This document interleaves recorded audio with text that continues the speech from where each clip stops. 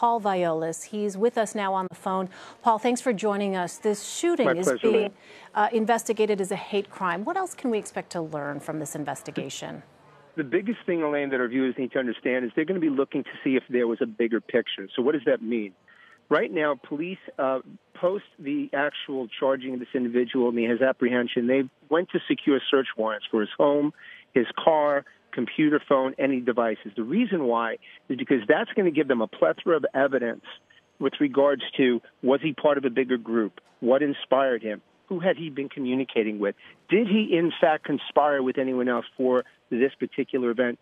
What type of affiliations, social media, et cetera? It would also give them the second layer, Elaine, and that's who they need to interview.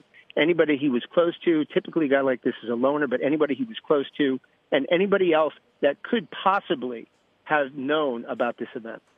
Well, we know the suspect shouted statements of hatred against Jewish people during the attack. Is that enough for officials to declare a motive? Well, that in itself, possibly not. But when you look at the totality of the incident itself, Elaine, the individual had created a blatant, premeditated attack. He chose a location that was isolated to a house of worship, that being a synagogue, and that in concert with his statement of all Jews must die, clearly, unequivocally warrants a hate crime. Well, during a press conference this morning, officials said if Bowers had made it out of the building, he could have killed even more people. What is the biggest concern for law enforcement in situations like this? Elaine, I can tell you 38 years doing this, and as we were covering this yesterday, as this unfolded, that was the one thing that was the most poignant question of all, if he had gotten outside. The reason why is collateral damage. It really should be noted, and it's very important to note at this point, that the Allegheny County Police Department, Pittsburgh PD, and Pennsylvania State Police collaborated on this in an absolutely perfect manner. They were synchronized, they were expeditious. If they had not, then clearly this would have led outside the building, which could have caused a serious traffic issue, hostage situation, carjacking, random shootings. And it's very safe to say, without being prophetic, it's very safe to say that more lives would have been lost if he was not contained. Well, President Trump said there would have been a different outcome if the synagogue had an armed guard at the building.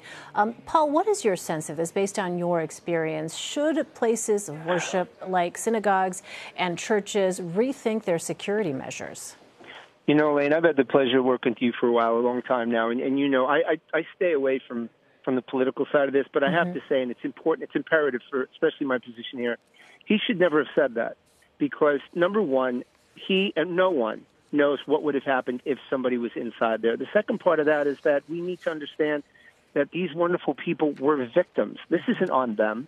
It's on Bowers. It's not on them.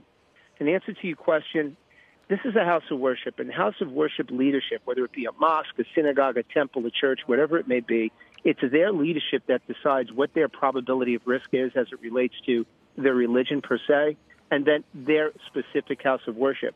What I'm seeing a trend in over the last several years, the last couple specifically, and actually the catalyst was the shooting. If you remember, we covered this together back when it was in Texas. Yep.